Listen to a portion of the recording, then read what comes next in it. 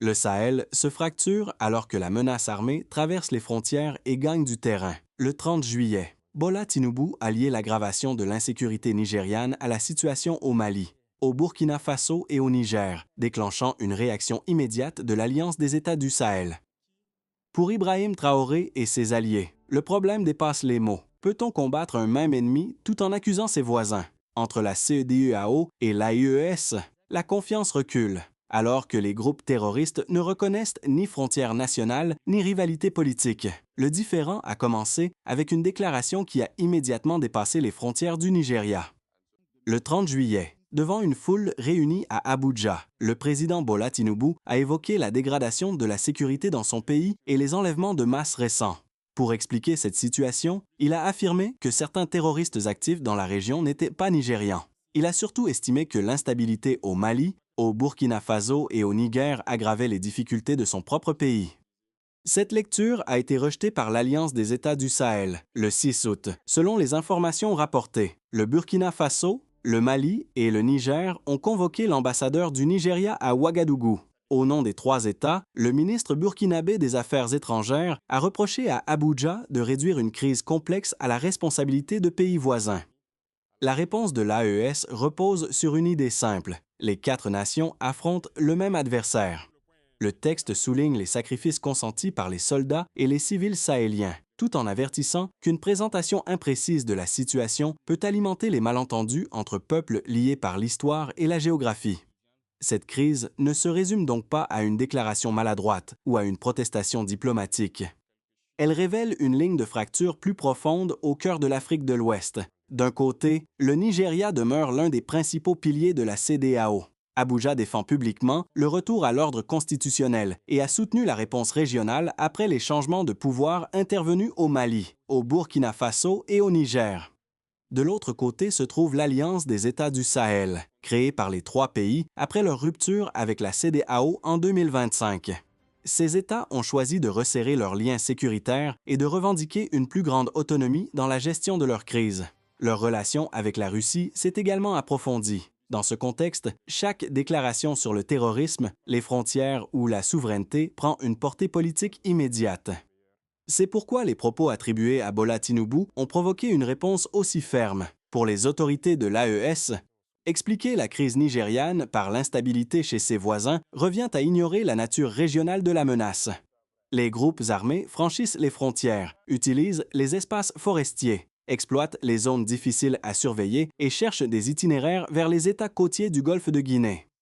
Ils ne se définissent ni par les divisions institutionnelles, ni par les rivalités entre organisations régionales. Ibrahim Traoré et les dirigeants du Mali ainsi que du Niger insistent sur cette idée. Leurs pays ne sont pas la cause du problème, mais des territoires directement touchés par la même violence. Des soldats et des civils y paient déjà un prix élevé. Cette position ne signifie pas que les inquiétudes du Nigeria sont sans fondement. Le pays fait face à des enlèvements, à l'expansion de groupes criminels et à des menaces dans ses régions septentrionales. Mais l'enjeu devient dangereux lorsque la responsabilité d'une crise transfrontalière semble être déplacée sur un voisin. Une telle lecture peut nourrir la méfiance entre gouvernements et entre populations. Elle peut aussi fragiliser les mécanismes de coopération dont la région a besoin. La véritable question est donc moins de savoir quel pays doit être blâmé que de déterminer si la CEDEAO et l'AES peuvent encore agir ensemble contre une menace qui, elle, ne connaît aucune frontière. Pour comprendre l'ampleur de cette dispute, il faut revenir à la transformation politique de l'Afrique de l'Ouest.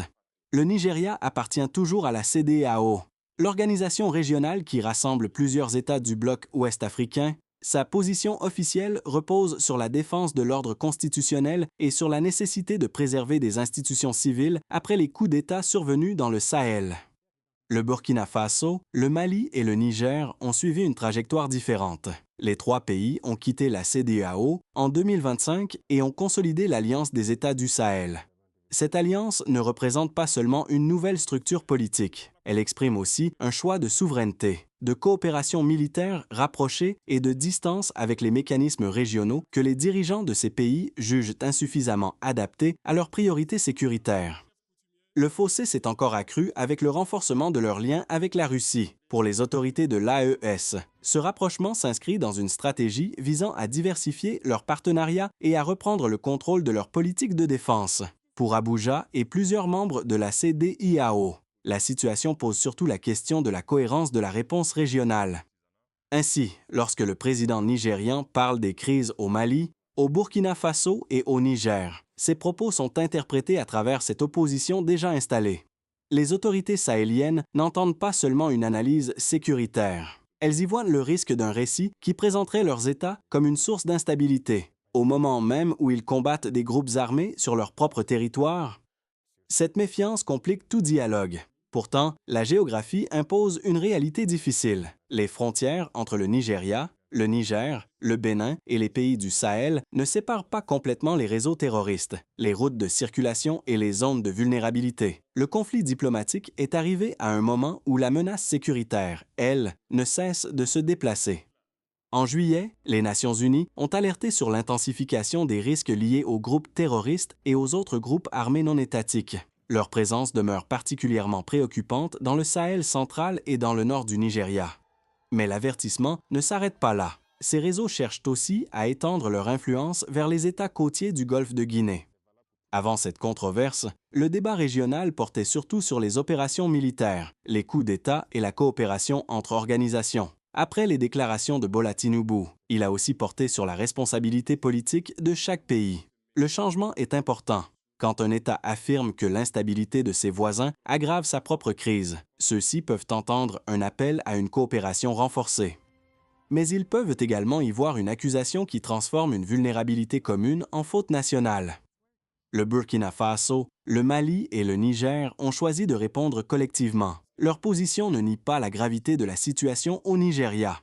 Elle refuse plutôt l'idée selon laquelle les pays de l'AES seraient uniquement des foyers de désordre qui exporteraient l'insécurité. Selon leur lecture, ils sont eux-mêmes au premier rang d'une guerre difficile, marquée par la pression exercée sur les forces armées, les populations rurales et les espaces frontaliers.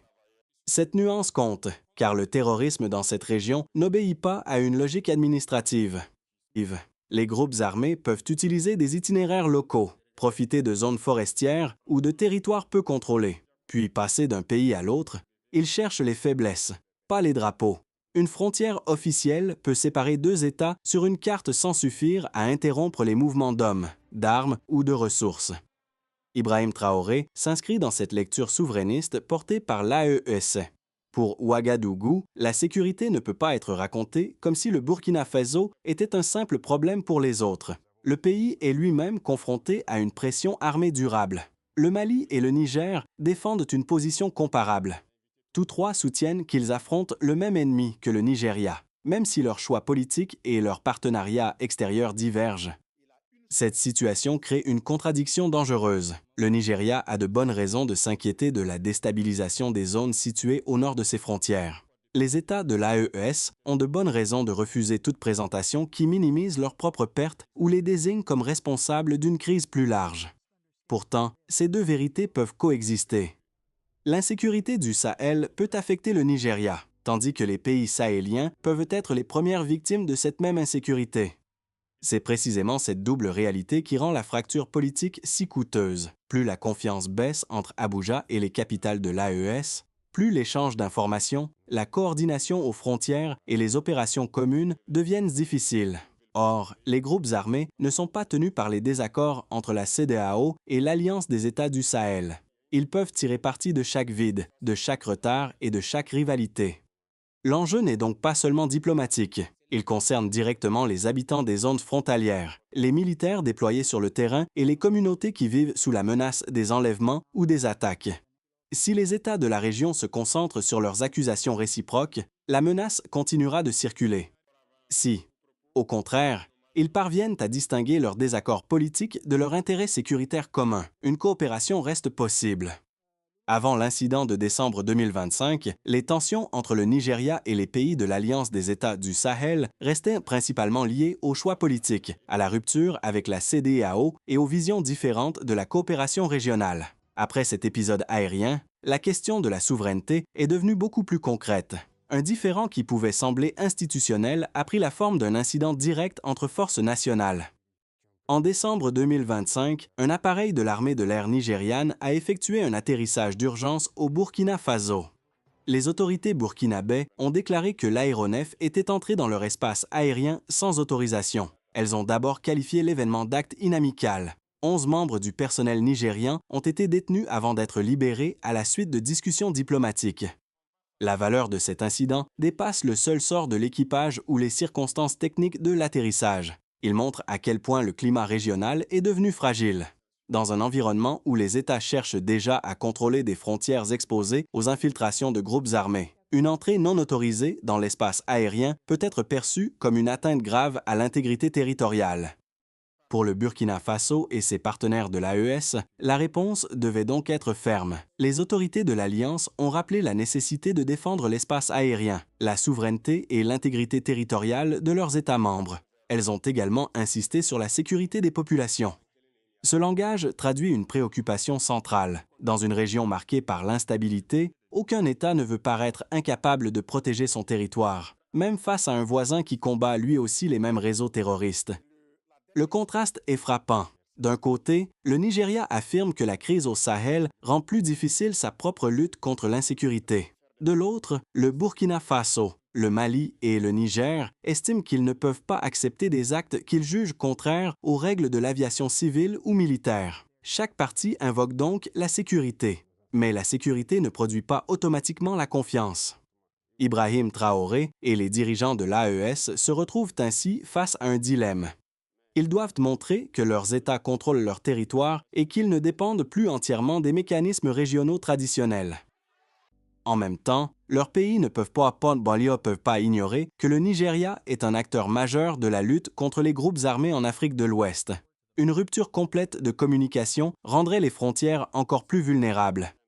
Le cas de l'appareil nigérian illustre cette contradiction. Il n'a pas déclenché une confrontation durable, puisque les 11 personnes détenues ont finalement été relâchées. Le dialogue diplomatique a donc permis d'éviter une escalade immédiate. Mais il a laissé une trace politique. Il a rappelé que les désaccords entre Abuja et les capitales de l'AES peuvent très vite passer du discours aux incidents opérationnels. C'est là que la situation devient préoccupante. Dans une guerre transfrontalière, les armées ont besoin d'informations, de coordination et de canaux de communication rapides. Sans cela, une urgence, une erreur ou une opération mal comprise peut nourrir la méfiance. Or, cette méfiance profite indirectement aux groupes armés parce qu'elle détourne l'attention et ralentit la coopération. L'incident de décembre ne prouve donc pas que le Nigeria et l'AES sont condamnés à s'opposer. Il prouve plutôt qu'ils doivent définir des règles plus claires s'ils veulent combattre un ennemi qui se déplace sans respecter les frontières qu'eux-mêmes cherchent à défendre. L'incident aérien de décembre 2025 a laissé une conséquence diplomatique durable. La coopération entre le Nigeria et les États de l'AES ne peut plus être considérée comme automatique. Les 11 militaires nigérians libérés après des échanges diplomatiques ont évité une escalade immédiate, mais cette issue pacifique n'a pas effacé la méfiance. À Ouagadougou, l'entrée non autorisée de l'appareil a été interprétée comme une question de souveraineté. À Abuja, l'urgence sécuritaire et la nécessité de surveiller des frontières poreuses demeurent des priorités absolues. Cette divergence de perception est lourde de conséquences. Dans une région confrontée aux attaques, aux enlèvements et aux déplacements de population, les gouvernements ont besoin de partager rapidement des informations fiables. Ils doivent pouvoir prévenir un voisin lorsqu'un aéronef traverse son espace, poursuivre des groupes armés près d'une frontière ou organiser une opération de secours. Lorsque les canaux de communication sont fragiles, un incident technique ou une décision prise dans l'urgence peut être compris comme une provocation. Le problème ne concerne pas seulement les capitales. Les habitants des zones frontalières sont les premiers touchés par les retards de coordination. Les réseaux armés exploitent les forêts, les pistes rurales et les passages difficiles à contrôler entre le Burkina Faso, le Niger, le Bénin et le Nigeria. Ils profitent des espaces où l'autorité de l'État est limitée, mais aussi des désaccords politiques qui ralentissent une réponse commune. Chaque rivalité diplomatique peut ainsi devenir un avantage opérationnel pour les groupes violents. Pour le Nigeria, la priorité consiste à renforcer ses propres capacités. Le président Bola Tinubu a annoncé l'extension de l'armée, avec le passage envisagé de 8 à 12 divisions. Abuja veut aussi consolider les gardes forestiers et avancer vers une police d'État, avec des garanties destinées à éviter les abus. Ces mesures montrent que le pays reconnaît l'ampleur de la menace intérieure. Elles ne suffiront cependant pas à protéger seule une frontière aussi vaste que complexe. Les États de l'AES font face à une équation comparable. Le Burkina Faso, le Mali et le Niger veulent défendre leur souveraineté et prouver que leur nouvelle alliance peut répondre aux défis sécuritaires. Cette volonté est compréhensible dans un contexte de pression armée constante. Mais elle ne devrait pas empêcher des mécanismes pratiques avec le Nigeria, ligne directe entre états-majors, procédures claires pour les vols d'urgence, échange de renseignements et coordination dans les zones frontalières.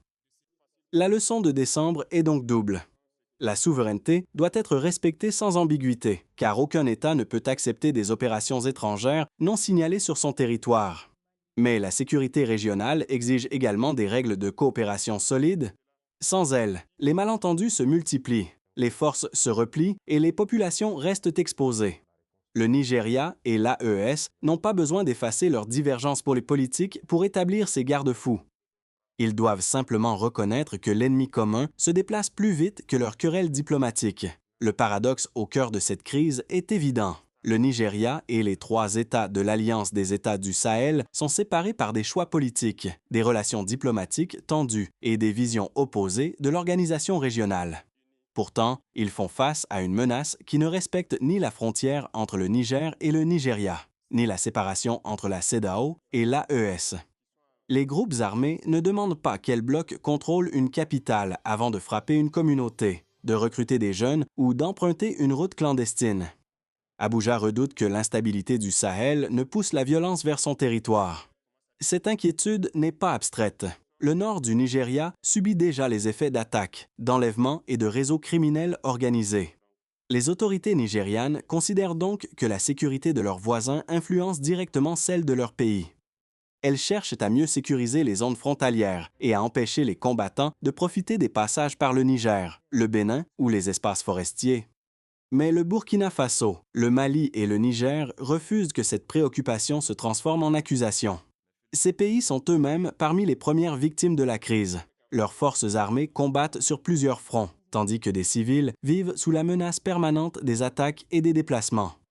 Pour les dirigeants de l'AES, présenter leur territoire comme la source du problème revient à minimiser leurs pertes et à ignorer les efforts déjà engagés pour reprendre le contrôle des zones vulnérables. Les deux lectures peuvent pourtant être vraies en même temps. L'insécurité au Sahel peut avoir des répercussions sur le Nigeria, sans que les États sahéliens soient responsables de la violence qui les frappe.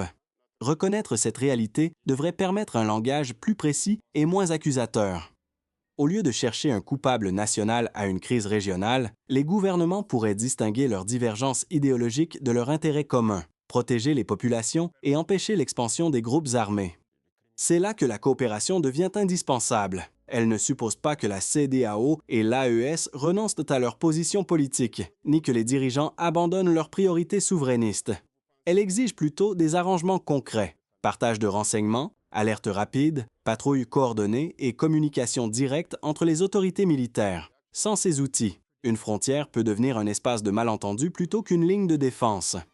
Le choix régional est donc clair. Les pays concernés peuvent laisser leurs querelles diplomatiques paralyser l'action commune, au risque d'ouvrir davantage d'espace aux réseaux terroristes, ou ils peuvent admettre que leurs désaccords ne changent rien à la nature de l'ennemi.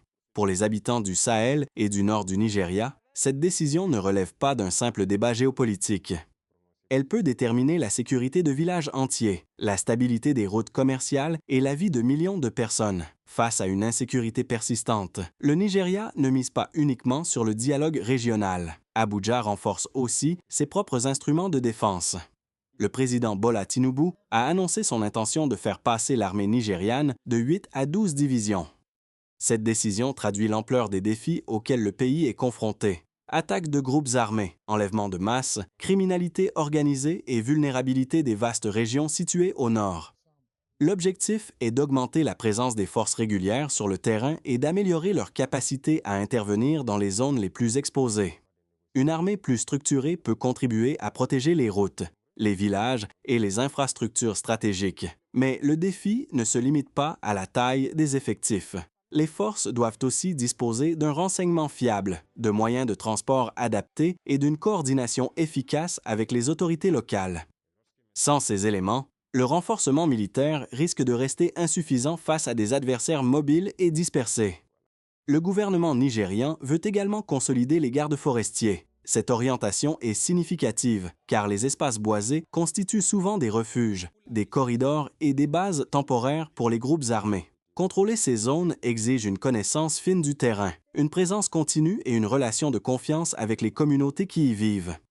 Les gardes forestiers peuvent jouer un rôle complémentaire à celui de l'armée en repérant les mouvements suspects et en transmettant rapidement des alertes.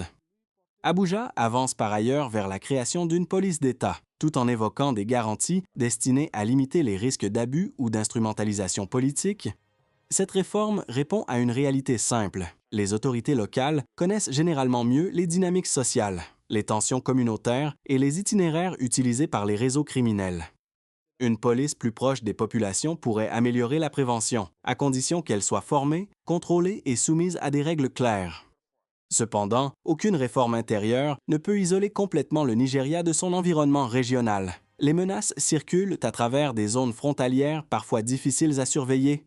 Un groupe repoussé dans une région peut se déplacer vers une autre, franchir une frontière ou trouver un refuge temporaire dans un espace mal contrôlé. C'est pourquoi le renforcement national doit être accompagné d'une coopération minimale avec les pays voisins, y compris avec le Burkina Faso, le Mali et le Niger. La stratégie d'Abuja repose donc sur deux niveaux. Le premier est national, reconstruire une capacité de sécurité capable de protéger les citoyens et de réduire la pression sur les territoires fragiles. Le second est régional, empêcher que les rivalités entre la CEDEAO et l'AES ne créent des zones d'ombre favorables aux groupes armés. Pour réussir, le Nigeria devra combiner fermeté intérieure, dialogue diplomatique et coordination transfrontalière. C'est cette combinaison, plus que le seul nombre de divisions, qui pourra réduire durablement la menace. Le risque le plus préoccupant ne s'arrête pas aux frontières du Sahel. Il concerne désormais les pays situés plus au sud, notamment le Bénin et les États côtiers du golfe de Guinée. Les groupes armés cherchent constamment de nouveaux itinéraires, des zones de repli et des communautés vulnérables. Lorsqu'une pression militaire augmente dans une région, ils peuvent modifier leur route, traverser des espaces peu surveillés et tenter d'étendre leur influence vers de nouveaux territoires. Le Bénin occupe une position particulièrement sensible dans cette équation. Le pays se situe entre le Nigeria, le Niger et le Burkina Faso, ce qui en fait à la fois un voisin stratégique et un possible corridor. Les régions frontalières, les zones forestières et les pistes rurales peuvent être utilisées pour des déplacements discrets. Cette réalité explique pourquoi Abuja suit avec attention les mouvements venant du Sahel et cherche à renforcer sa présence dans les secteurs proches de la frontière béninoise. Le ministre nigérian de la Défense a évoqué l'ouverture d'un nouveau secteur dans le cadre de la force multinationale mixte. L'objectif est de mieux couvrir l'espace frontalier entre le Nigeria, le Bénin et le Niger, tout en gardant à l'esprit le risque de pénétration de combattants depuis le Burkina Faso. Une telle initiative montre que la menace est analysée comme un problème de circulation régionale, et non comme une crise limitée à un seul pays. Cependant, une réponse uniquement militaire ne suffira pas. Les groupes armés prospèrent souvent là où les populations se sentent abandonnées, où les services publics sont faibles et où les jeunes manquent de perspectives. Sécuriser les frontières exige donc aussi d'améliorer les infrastructures, l'accès à l'emploi, l'éducation et la confiance entre les citoyens et les institutions. Sans cette dimension civile, les opérations de sécurité peuvent contenir temporairement la menace sans en traiter les causes profondes. La coopération entre Abuja, Cotonou, Niamey et Ouagadougou devient alors essentielle. Elle doit permettre d'échanger des renseignements, d'identifier les itinéraires à risque et de coordonner les alertes. Mais cette coopération ne pourra fonctionner que si les tensions politiques entre la CEDEAO et l'AES ne bloquent pas les mécanismes pratiques. Les groupes armés n'attendront pas la résolution de tous les différends diplomatiques pour exploiter les failles existantes. L'enjeu dépasse donc la sécurité immédiate du Nigeria ou du Burkina Faso. Si l'instabilité continue de progresser vers le golfe de Guinée, elle peut fragiliser les échanges commerciaux, les routes régionales et la stabilité de plusieurs pays côtiers. Prévenir cette expansion demande une stratégie commune, fondée sur le respect de la souveraineté de chaque État, mais aussi sur la reconnaissance d'une responsabilité partagée. Dans cette bataille, l'inaction d'un voisin peut rapidement devenir le danger de tous. Malgré les tensions, la porte de la coopération n'est pas fermée. C'est le message central de l'appel lancé par le ministre nigérian de la Défense en faveur d'une action régionale commune entre la CEDEAO et l'Alliance des États du Sahel.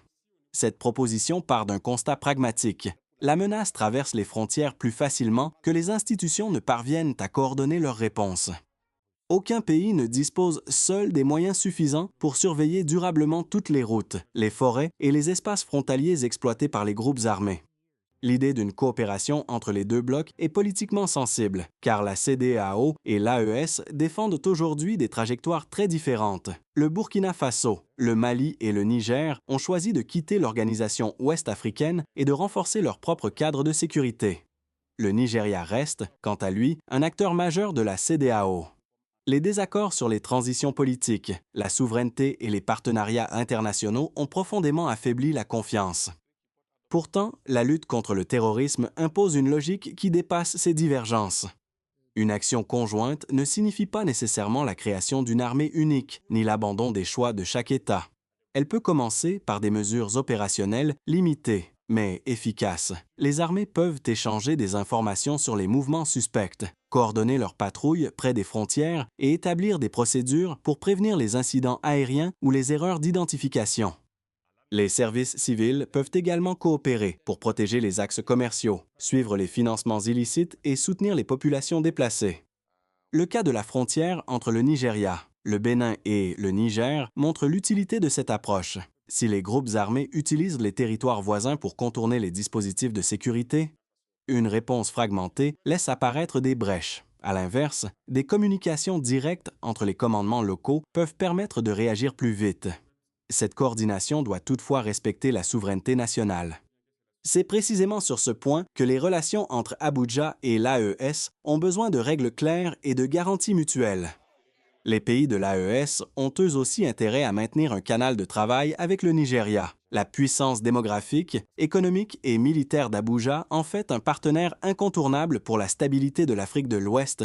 Le Nigeria, de son côté, ne peut ignorer l'expérience de terrain acquise par les forces burkinabè, maliennes et nigériennes dans les zones les plus touchées du Sahel. Partager ces connaissances peut contribuer à anticiper les déplacements de groupes armés vers les régions méridionales. La coopération demandée n'effacera pas les rivalités diplomatiques du jour au lendemain. Elle peut cependant empêcher que ces rivalités ne deviennent un obstacle total à la protection des civils. En choisissant le dialogue opérationnel, la CEDEAO et l'AES enverraient un signal clair. Leurs différends existent, mais ils ne seront pas offerts comme un avantage aux groupes terroristes. C'est peut-être la condition minimale pour restaurer progressivement la confiance et construire une réponse régionale à la hauteur du danger. Pour que la coopération entre le Nigeria, la CEDEAO et les États de l'AES devienne réelle, il faut aller au-delà des déclarations de principe. La première condition est le rétablissement de canaux de communication réguliers et directs. Dans une crise transfrontalière, quelques heures de retard peuvent faire la différence entre une opération coordonnée et un malentendu dangereux. Les états-majors, les autorités aériennes et les responsables des frontières doivent disposer de contacts clairement identifiés pour signaler une urgence, vérifier une information ou demander une assistance. La deuxième condition concerne le partage du renseignement. Les groupes armés utilisent des réseaux souples, se déplacent rapidement et changent de zone selon la pression exercée par les forces de sécurité. Chaque pays possède une partie de l'information, mouvements observés, itinéraires clandestins, personnes recherchées, circuits de financement ou risques d'attaque isolés. Ces données ont une valeur limitée.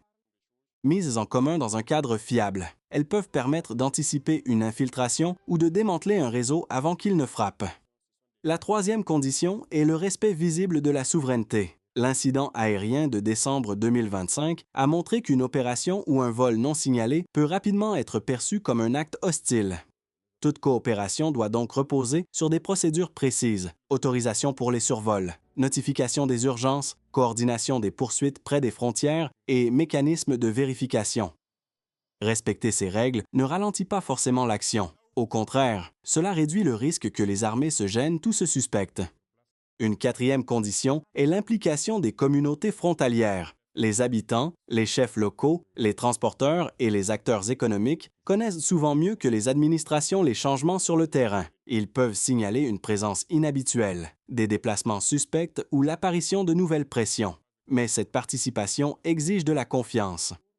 Les populations doivent pouvoir transmettre une alerte sans craindre des représailles, des abus ou une stigmatisation collective.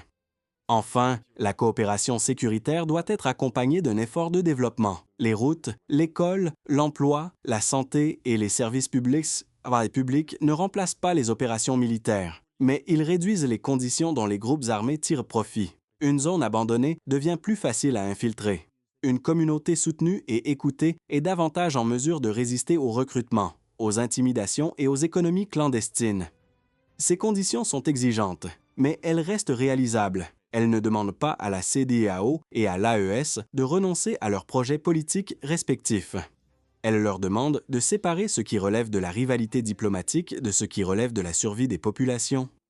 La confiance ne reviendra pas immédiatement, mais elle peut être reconstruite par des résultats concrets. Une attaque évitée, une frontière mieux surveillée, un incident désamorcé ou une opération menée sans violation de souveraineté. C'est ainsi que la coopération peut redevenir crédible. Dans cette crise régionale, Ibrahim Traoré incarne l'une des voix les plus visibles de la ligne souverainiste défendue par l'Alliance des États du Sahel. Depuis Ouagadougou, son gouvernement affirme que le Burkina Faso ne veut plus dépendre de mécanismes extérieurs jugés incapables de protéger réellement les populations. Cette position s'inscrit dans une période marquée par des attaques armées, des déplacements massifs et une forte attente de sécurité au sein de la société burkinabé. Pour les autorités du Burkina Faso, la souveraineté ne se limite pas à un slogan politique. Elle concerne le contrôle du territoire, de l'espace aérien, des choix militaires et des partenariats internationaux. C'est pourquoi l'incident impliquant l'appareil nigérian a pris une dimension symbolique importante. En dénonçant une entrée non autorisée dans leur espace aérien, les autorités burkinabé ont voulu rappeler qu'aucune lutte régionale contre le terrorisme ne peut justifier le non-respect des règles établies entre États. Ibrahim Traoré défend également l'idée que le Burkina Faso, le Mali et le Niger ne doivent pas être décrits comme des sources passives d'instabilité. Selon cette lecture, les trois pays sont au cœur du combat et paient déjà un coût humain considérable. Des soldats sont déployés sur des fronts difficiles, tandis que les habitants de nombreuses localités subissent la peur des attaques, l'interruption des activités économiques et les déplacements. Le discours de l'AES insiste donc sur la nécessité de reconnaître ces sacrifices avant de répartir la responsabilité de la crise. Cette posture explique la fermeté de la réaction contre les propos attribués à Bola Tinubu, lorsque le président nigérian relie les difficultés sécuritaires de son pays à l'instabilité de ses voisins sahéliens. Ouagadougou y voit le risque d'un récit simplificateur. Le gouvernement burkinabé ne nie pas que les violences puissent avoir des effets transfrontaliers. Il refuse en revanche que cette réalité soit utilisée pour présenter le Burkina Faso comme la cause principale d'une menace qui touche l'ensemble de l'Afrique de l'Ouest. La ligne d'Ibrahim Traoré comporte cependant un défi majeur. Affirmer l'autonomie stratégique est une chose, obtenir des résultats durables contre les groupes armés en est une autre. Le Burkina Faso a besoin de renforcer ses propres capacités, de protéger les civils et de maintenir l'unité avec le Mali et le Niger. Mais il a aussi intérêt à préserver des échanges opérationnels avec le Nigeria et les pays voisins. Une souveraineté solide ne consiste pas à s'isoler, mais à pouvoir coopérer sans subir ni dépendance ni humiliation. C'est ce qui rend le rôle d'Ibrahim Traoré central dans le débat actuel. Sa parole contribue à fixer les limites que l'AES entend défendre, notamment le respect du territoire et la reconnaissance des pertes sahéliennes. Mais elle peut aussi contribuer à ouvrir une voie de dialogue si cette exigence de souveraineté s'accompagne d'une volonté de coordination. Face à une menace qui ignore les frontières, le Burkina Faso devra montrer que l'indépendance politique et la solidarité sécuritaire peuvent avancer ensemble. Au terme de cette crise, une réalité s'impose à l'ensemble de l'Afrique de l'Ouest. Le terrorisme ne s'arrête pas là où s'achève la CEDEAO, pas plus qu'il ne respecte les frontières de l'Alliance des États du Sahel. Le Nigeria, le Burkina Faso, le Mali et le Niger peuvent avoir des désaccords profonds sur la souveraineté, les alliances extérieures ou l'avenir de l'intégration régionale. Mais ces divergences ne changent rien aux dangers qui pèsent sur les villages frontaliers, les routes commerciales et les populations civiles. Les déclarations de Bola Tinubu ont révélé une blessure diplomatique déjà ouverte, en liant la crise nigériane à l'instabilité du Sahel. Abuja a exprimé une inquiétude réelle. Mais la réponse du Burkina Faso, du Mali et du Niger a montré qu'aucun pays directement touché par la violence n'acceptera d'être réduit au rôle de responsable. Les États de l'AES veulent que leurs pertes, leurs opérations et leurs droits à décider de leur propre stratégie soient reconnus. C'est précisément pourquoi le dialogue doit remplacer les accusations. Il ne s'agit pas de nier les responsabilités nationales ni d'effacer les conflits politiques. Il s'agit de comprendre qu'une crise transfrontalière exige au minimum une coordination transfrontalière. Les échanges de renseignements, le respect de l'espace aérien, la coopération aux frontières et la protection des communautés vulnérables peuvent progresser même lorsque les relations politiques restent difficiles. Le Nigeria dispose d'un poids décisif dans la région. Le Burkina Faso, le Mali et le Niger possèdent, eux, une expérience directe des zones sahéliennes les plus exposées, en combinant leurs capacités plutôt qu'en laissant leur rivalité les isoler.